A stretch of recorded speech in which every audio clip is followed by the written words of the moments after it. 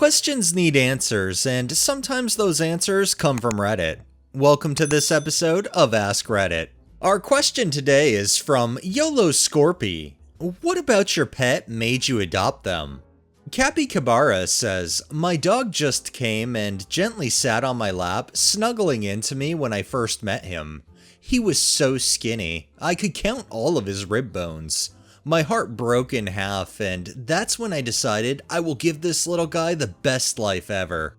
Rhymes with Chicken says, went to the shelter to get a cat for my 18-month-old son. At the time, he's 17 years old now. I was busy looking at the kittens, but my wife was more practical and wanted to rescue an older cat that might not be as full of piss and vinegar. I was making eyes at this cute little kitten when she walked over and pointed out a 1.5-year-old calico that had been declawed by its previous owner. I'd never had a cat declawed, but I admit I was attracted to a kitty that wouldn't destroy the furniture, guilt-free. I still wasn't 100% sold. The little kitten was still making eyes at me, but we were sent off to the bonding room, for lack of a better term. I headed to the chair in the far corner so my wife and son could interact with the calico near the entrance. My wife opened the door to the cage to let her out. She sniffed around a little. They gave her a pet or two. Then she walked straight over to me and hopped in my lap and put her head down. So this one, I guess? I said. Spoiler alert, it was this one. She loved everyone in the family. She was always my son's cat, out loud, and they did love each other, but she owned me. She spent many years in my lap, and if I was in a crabby mood, she made her way over even more quickly than usual. Rest in peace, Ms. Bia. Lost her in April of 20. Tesser the Redditor says, we found her at my mom's work. She was alone for weeks in the cold, but only after like an hour of her in my room with me, she wanted to cuddle and be petted. We also lost our previous cat to kidney failure a few months earlier. My mom didn't want another cat after that, but she also couldn't leave a cat in the cold with nothing. And I'm so happy we brought her home. She has helped me through so much, and I've helped her. And now, nearly 5 years later, she's my baby girl. J Honda Fish says, my cat had just died and I realized how empty my life was without a pet. Went to a local shelter looking for a cat and decided to go through the dog kennels, as all the cats were the special attention required kind, which I wasn't able to care for at the time. And he was just there, curled up alone in his pillow. An absolutely stunning, jet black fluffy Chow Chow Akita mix. He looked up at me and it was over.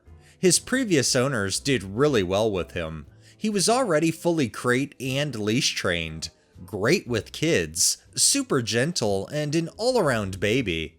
I think his previous owner died because I couldn't see any logical reason someone would give a dog like him up. I adopted him on the spot. It's been 1.5 years already. I love my boy. DirtyBird83 says, a coworker was moving in with his partner, who was extremely allergic to cats. The cat's new forever home fell through less than a week before moving day. I'd never had a cat, never wanted a cat. Said I'd take him temporarily until I could find him a new home, as I'd met him a couple of times and he seemed like a good boy. So I didn't like the idea of him going to a shelter.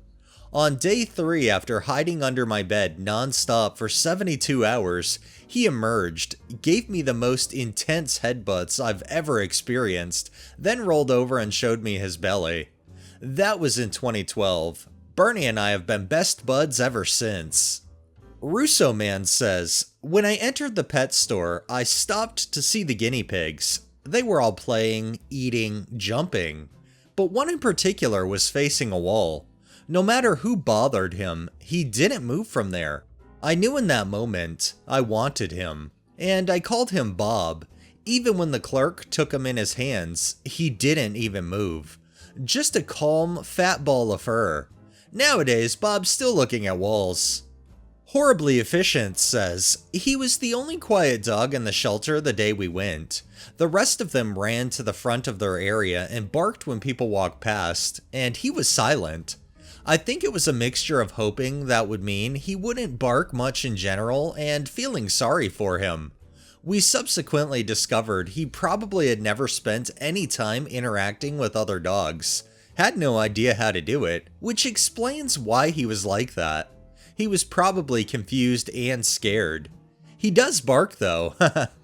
Spelling Hippo says, the first one was because we were looking for a kitten. The second one was because it was the kitten's litter mate and the rescuer asked me to. Simple as that. Best decision ever, because that cat is my husband's soulmate.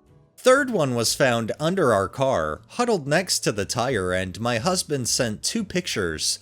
One of the kitten under the car, 2 him with the kitten in the car driving home. Ocean Breezy says, I was at the pet store looking for a small pet. I found a cage with 2 mice in it.